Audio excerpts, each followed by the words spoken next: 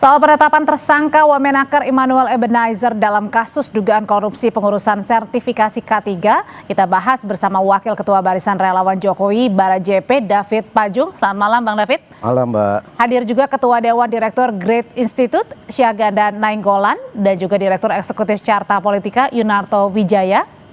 Selamat malam Bapak-Bapak semua. Selamat malam Pak Udri, selamat malam teman-teman. Ya. Selamat malam Bang Syaganda. Oke, saya mau Bang Syaganda. Saya mau ke Mas Toto dulu.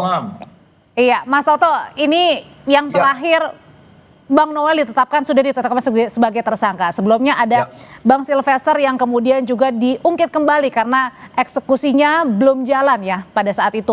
Kemudian ada juga sebelumnya ada nama Mas Budi Ari. Nah, kalau pertanyaan saya adalah apakah benar belakangan ini loyalis Pak Jokowi sedang dibidik nih? Iya, saya berharap tidak ya Audrey, karena kalau betul itu terjadi berbahaya sekali bahwa negara kita berarti negara kekuasaan, bahwa aparat penegak hukum bergerak mengikuti arah angin dari kekuasaan yang menyuruh mereka untuk menarget kelompok tertentu. Saya lebih berharap bahwa memang ini artinya kalau kita mau lihat secara positif dalam konteks Pak Prabowo tidak melindungi orang-orang yang katakanlah masuk dalam kabinetnya, yang kemudian pernah membantu dirinya ketika berkampanye dalam Pilpres kemarin.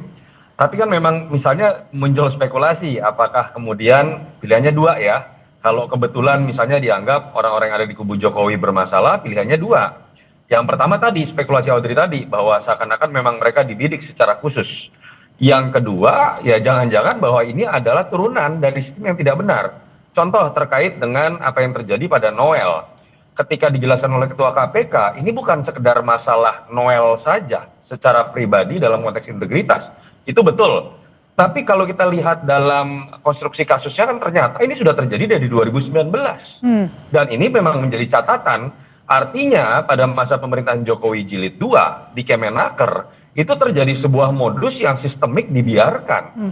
Yang baru terungkap sekarang.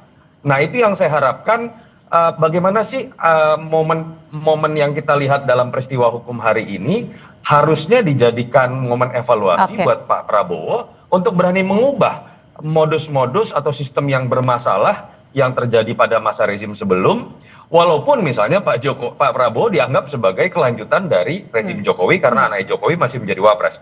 Itu poin yang paling penting. Jadi ini bukan masalah kubu siapa yang ingin dihabiskan, kubu siapa yang ingin dipikirkan, tapi mengenai sebuah kesadaran bahwa ada sistem yang salah selama ini. Yang kedua sedikit lagi Audrey, bahwa kalau terkait dengan anggota kabinet yang kemudian kena dalam kasus hukum terkait korupsi, Pak Prabowo kita tahu sangat lantang dalam setiap pidatonya berkomitmen, tapi harus ada evaluasi juga Pak Prabowo, artinya mindset Anda ketika kemudian membentuk kabinet ada yang salah. Kabinet gemuk yang sangat akomodatif ini ternyata paling tidak secara empiris terbukti dalam 10 bulan sudah menimbulkan masalah. Ini lebih parah dibandingkan kabinet Jokowi Jilid 1 yang kemudian pada masa 13 bulan. Karena artinya belum 1 tahun ada satu ya. Ada satu orang yang sudah ditetapkan sebagai tersangka. Oke, Bang David, kalau Anda melihatnya sendiri bagaimana ini dengan penetapan Bang Noel sebagai tersangka? Oke, tadi kita sudah lihat konversinya di KPK bagaimana peran-peran dari Bang Noel sendiri, tapi kemudian Anda sebagai loyalisnya Pak Jokowi juga melihat nggak ini sebenarnya murni kasus hukum atau jangan-jangan lagi dibidik nih loyalisnya Pak Jokowi? Yang pertama, sebelum saya menjawab itu Mbak, saya menyampaikan rasa empati dan simpati kepada sahabat saya Bro Noel ya. Apapun itu, saya yakin Noel mampu menghadapi masalah ini secara gentle. Prosesnya tadi saya sepakat dengan Mas Toto ya, ini bukan problem soal loyalis Jokowi atau bukan. Apa-apa jangan selalu dikaitkan dengan Pak Jokowi. Sebagai hal yang perlu di stressing malam ini adalah bahwa case ini justru menjadi penegasan bahwa Pak Jokowi itu tidak pernah melakukan intervensi. Ini satu tanda bahwa intervensi sangat jauh dari karakter seorang Jokowi. Kalau mau melakukan intervensi, saya pikir bukan loyalis Jokowi yang disasar. Kalau ada intervensi itu, buktinya bahwa para aktivis-aktivis dari yang dulu pendukung Jokowi, walaupun sekarang seperti Noel ini sudah merubah nama organnya dari Jokowi mania menjadi Prabowo mania, artinya sudah bergeser menjadi pendukung Prabowo. Tetapi poin pentingnya adalah bahwa penguasa sekarang juga itu Prabowo Gibran itu membebaskan ruang-ruang hukum itu pada SOP dan ruang-ruang yang seharusnya terjadi. Tapi Bang David, ada juga terkesan tadi kata Mas Toto bilang terkesan jangan-jangan ada pembiaran juga nggak yang jangan-jangan ini dilakukan oleh pemerintahan era Pak Jokowi ini? Karena ya itu tadi case-nya Bang Noel sudah dari 2019 meskipun Bang Noel sendiri baru dilantik kan, tapi case-nya itu dari 2019 sudah ciumnya. 2019 sepakat. Kemudian kasus Sylvester juga belum dieksekusi di eranya Pak Jokowi. Makanya sebenarnya kejadian ini harus dijadikan momentum kepada seluruh stakeholder ya, baik oleh Presiden Prabowo Gibran sendiri maupun oleh semua lembaga-lembaga penegak hukum, baik dari KPK, Kejaksaan maupun kepolisian. Artinya apa? Case 2019 itu jauh dari jangkauan aparat hukum semata. Jadi ini bukan soal kesalahan siapa presidennya di zaman itu, tetapi apa yang menjadi proyek atau program dari KPK soal bukan hanya penindakan saja, tetapi pencegahan itu yang nggak berjalan sebagaimana mestinya di zaman itu. Kemudian SOP di dalam lembaga-lembaga pemerintahan seperti kementerian itu kan di situ ada inspektorat ya. Ada inspektorat itu pertanyaan besarnya di mana fungsi inspektorat pada masa 2019 sehingga case-case yang disampaikan oleh KPK ini kok lolos begitu saja dan kenapa baru hari ini ditindak kan? Nah kalau di dalam jadi terkesan ada pembiaran nggak pada saat itu? Bagi saya semua pejabat-pejabat yang punya kewenangan termasuk misalnya inspektorat itu tidak bekerja secara optimal. Makanya itu bisa case itu terjadi. Jadi saya yakin dengan integritas yang dimiliki oleh teman saya Noel itu sebenarnya bagi saya ini satu kepleset kebijakan ya yang tadi dikatakan oleh Ketua KPK bahwa terkesan itu ada pembiaran sehingga dia dijerat melalui pasal 12E. Tetapi konfirmasi dari Noel sendiri sudah mengatakan bahwa ini fitnah bagi saya karena saya bukan OTT. Kemudian saya tidak melakukan pemerasan. Mungkin di situ ada kelalaian fungsi dia sebagai seorang wamen yang tidak melihat semua kalangan di bawahnya atau infrastruktur yang ada di bawahnya tidak menunaikan tugas secara optimal. Nah ini kan juga tidak bisa disasar pada posisi seorang saja. Meskipun memang KPK mengiyakan kalau Bang Noel ini terima uang ya pada akhir tahun lalu 2 bulan setelah dilantik. Ya bahwa itu ada yang disampaikan oleh KPK itu kan ranah hukum nanti akan membuktikan kan. Nah, tetapi artinya gini, apapun yang terjadi kita mengapresiasi langkah-langkah penegakan hukum oleh KPK karena ini memang langkah yang harus dilakukan oleh pemerintahan Prabowo Gibran untuk memerangi proses korupsi dan dimulai di dalam tubuh pemerintahan sendiri. Ini yang harus dikasih apresiasi, Mbak. Tapi kalau Bang Syaganda sebenarnya ini mempengaruhi juga nggak sih, ada dampak nggak sih antara hubungan Pak Jokowi dengan Pak Prabowo dengan pelan-pelan nih ya loyalis dari Pak Jokowi sendiri tersandung kasus? Ya, pastinya kan karena kan memang yang terjadi sekarang itu kan kalau kita melihat apa yang dilakukan Noel terakhir ini kan dia skakmat kan terhadap Prabowo karena dari semua yang tidak bisa dibantah ya dari analisa big data dan macam-macam analisa tentang keberhasilan Prabowo dalam 8 bulan ini itu kan satu-satunya yang diapresiasi orang kan pemberantasan korupsi. Ya sampai kemarin pidato beliau di acara 14 ini apa namanya di MPR itu DPR MPR itu lagi dia bilang sampai dia bilang Panglima TNI, Kapolri, even Partai Gerindra sendiri saya akan hantam kalau korupsi. Nah tiba-tiba yang korupsi itu kabinetnya namanya si Noel. Nah itu artinya apa? Artinya ini pukulan terbesar ya buat Pak Prabowo. Jadi seperti kata Yunarto memang dulu ada persoalan di mana pada saat merekrut kabinet gemuk ini semuanya bukan kabinet profesional. Jadi orang-orang Jokowi ini memang kan semuanya mayoritas kan dulunya adalah orang-orang yang dia itu punya mindset koruptor, mindsetnya. Ya dilihat misalkan dari kasus-kasusnya bisa ribu-ribu triliun, ada puluh triliun, ada proyek fiktif apa segala. Jadi Jokowi ini memang melahirkan orang-orang kayak Noel sendiri sebagai aktivis. Tapi kemudian waktu itu kenapa akhirnya di ACC? Demokrasi saya lihat. Bang Syaganda, tapi kemudian akhirnya kenapa di ACC pada saat itu akhirnya untuk menjadi pembantu dari Pak Prabowo sendiri? Ya karena itu kan Prabowo kan udah menjanjikan kepada rakyat bahwa dulu dia mau zakon kabinet kan.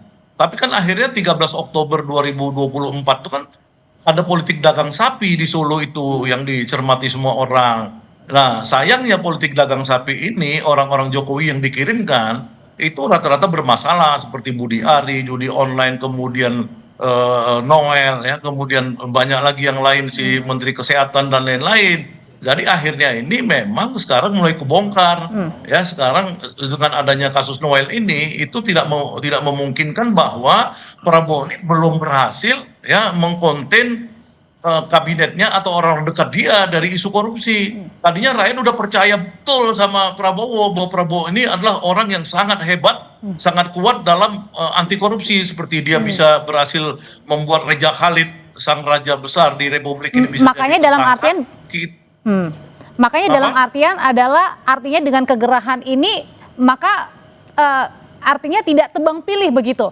meskipun loyalisnya Pak Jokowi tetap saja. Memang tidak tebang pilih, tapi itu kan tainted ya. Tainted itu jadi artinya ternodain ya.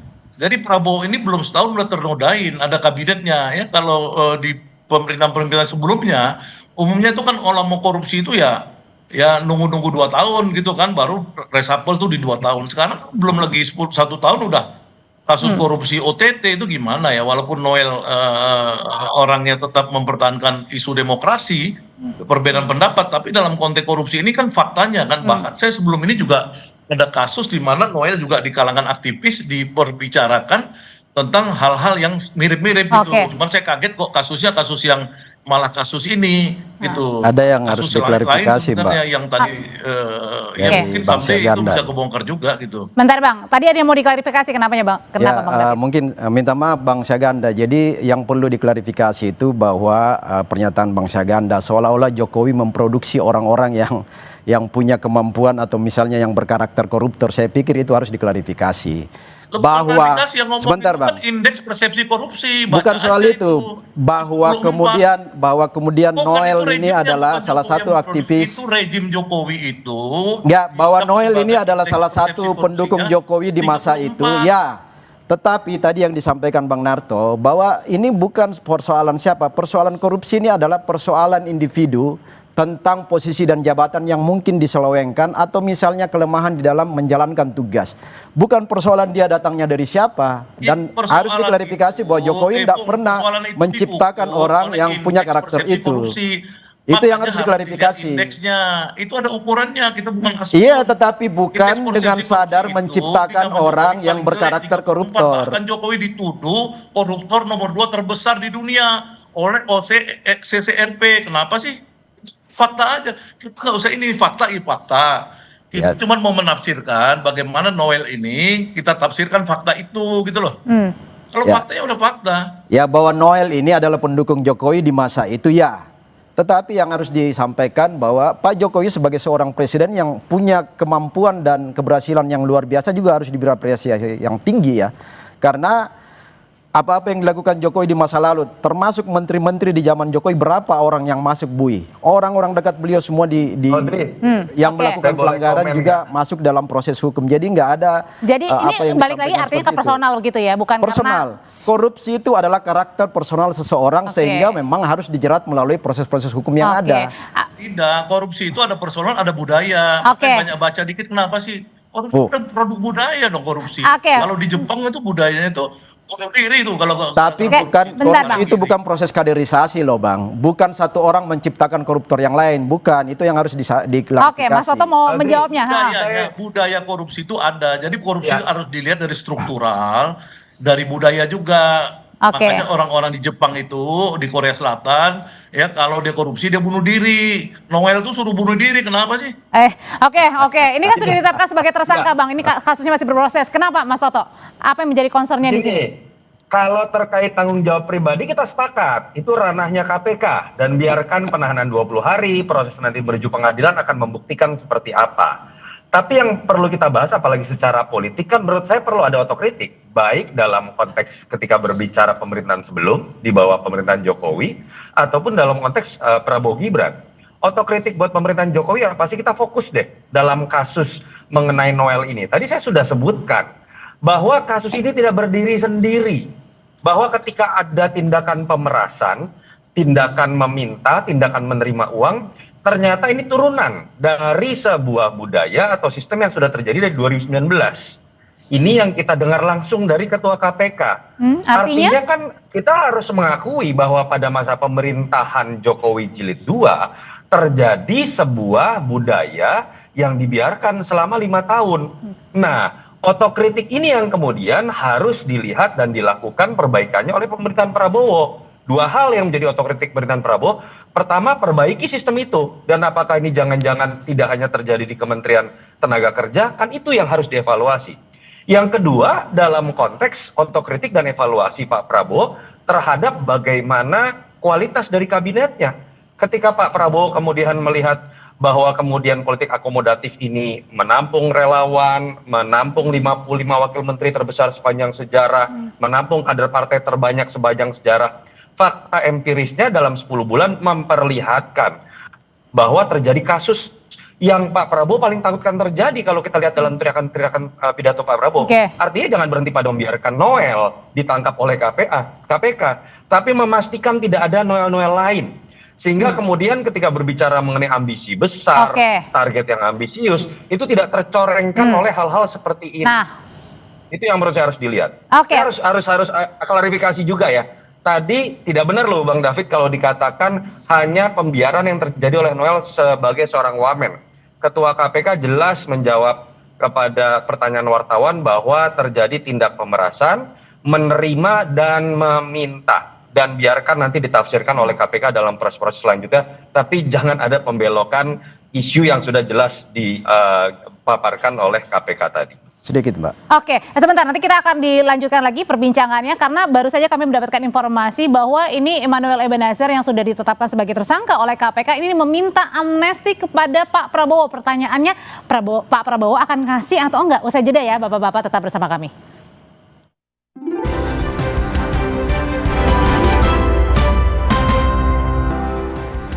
Bang David, sebagai salah satu orang yang dekat dengan Bang Noel, kenapa Bang Noel ini meminta amnesti kepada Pak Prabowo? Padahal ini kasusnya baru ditetapkan sebagai tersangka, belum ada pembuktian di persidangan. Itu kan kembali kepada Bro Noel ya. Artinya mungkin kacamata Noel melihat bahwa kemarin kasus Hasto, kasus Lembong itu Presiden mengeluarkan pengampunan. Mungkin dia ingin mengimbangi juga bahwa saya juga dong diberikan kan sebagai orang yang mendukung. Tetapi itu kembali kepada Bro Noel. Yang saya mau katakan gini Mbak. Pertama, case ini harus dijadikan pelajaran bagi publik Indonesia bahwa beri ruang dan kepercayaan kepada lembaga penegak hukum sekelas KPK, Kejaksaan, Kepolisian. Karena apa? Kemarin ya, ketika kasus Tom Lembong, ketika kasus Hasto, itu seolah-olah KPK, Kejaksaan itu salah. Di mata publik seolah-olah ini kriminalisasi, bahkan muaranya dilarikan ke Jokowi. Itu ketika kelompok sebelah yang melakukan pelanggaran. Nah sekarang Noel dipersepsikan sebagai orang dekat Jokowi. Jokowi artinya lagi disalahkan. Artinya apa yang dilihat? Artinya apa? Seolah-olah hukum bisa dikendalikan oleh seorang Jokowi. Itu yang salah besar. Hari ini mau membuktikan bahwa kasus Noel itu kalau saudara-saudara mempersepsikan Noel itu sebagai orang dekat Jokowi, artinya bahwa Jokowi itu jauh dari mengintervensi kekuasaan hukum. Kan? Emang benar Bang Syagana apa-apa dikaitkan dengan Pak Jokowi nih, termasuk penetapan tersangkanya Bang Noel? Ya bukan apa-apanya, kan tadi kan kita lihat seperti Pak Yunarto, saya sama bahwa memang dalam kasus korupsi itu kita harus juga melihat aspek budaya. Kan gitu, bahwa budaya korupsi itu memang tumbuh subur berkembang di era Jokowi. Ini carry over, baik sistem orang-orangnya. Nah ini coba dicegah oleh Prabowo. Prabowo berkali-kali ya menunjukkan sikap anti korupsi. Sampai orang seperti Reja Halid yang tidak tersentuh di era semua era, sekarang tuh hancur ya. Banyak sekali lah di era Prabowo ini orang dijadikan tersangka ya, yang selama di era Jokowi itu enak-enak aja. Jadi ini budaya ya, budaya pemaafan, permisif, proyek fiktif, semua itu berkembang di zaman zaman Jokowi. Bahkan itu deputi PK Pahala Nainggolan dulu mengumumkan bahwa korupsi di era Jokowi itu sudah sampai rata-rata 50% itu uang yang hilang dalam proyek-proyek itu. Ya termasuk proyek MBZ itu pakai nama Sultan MBZ aja dikorupsi 500 miliar. Ya semua dikorupsi di zaman itu. Nah, kita sekarang pertanyaan tafsirnya apa nih? Tafsir kita mau lihat apa? Apakah kemudian bahwa ini saatnya buat Prabowo untuk membersihkan diri, cuci gudang, kembali kepada zakon kabinet.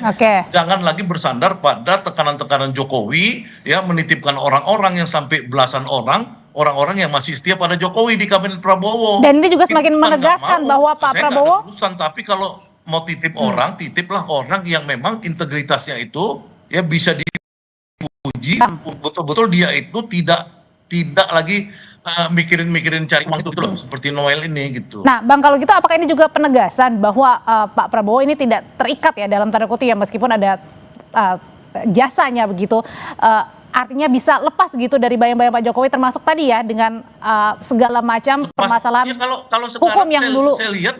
Saya lihat ketika KPK hampir ya, atau saya nggak tahu, saya lupa itu soal Yakult ya, dana haji itu, yang triliunan itu dikorupsi sama Yakult ini. Ex-Menak maksudnya? Kemenak itu, ya itu orangnya Jokowi, kemudian Noel orangnya Jokowi, ya banyak sekali orang-orang Jokowi ini nanti akan diproses. Itu bisa jadi bahwa Pak Prabowo memang sudah menunjuk bahwa dia itu presiden real. Nah, mudah-mudahan ditindaklanjutin pada saat 20 Oktober itu ada reshuffle kabinet besar-besaran. Ya, semua orang-orang yang tidak kabel dan tidak punya ideologi yang sama dengan presiden, ideologi utama adalah anti korupsi, ya singkirin aja. Itu aja pesan saya kepada pemimpin bangsa ini. Kalau gitu Mas Toto, pertanyaan terakhir adalah gimana caranya juga membedakan bahwa hukum memang harus ditegakkan, yang salah kemudian juga harus diproses, tapi tadi ya bukan karena siapa, belakangnya siapa, backingnya siapa, kemudian akhirnya harus dituju kepada orang itu. Singkat aja.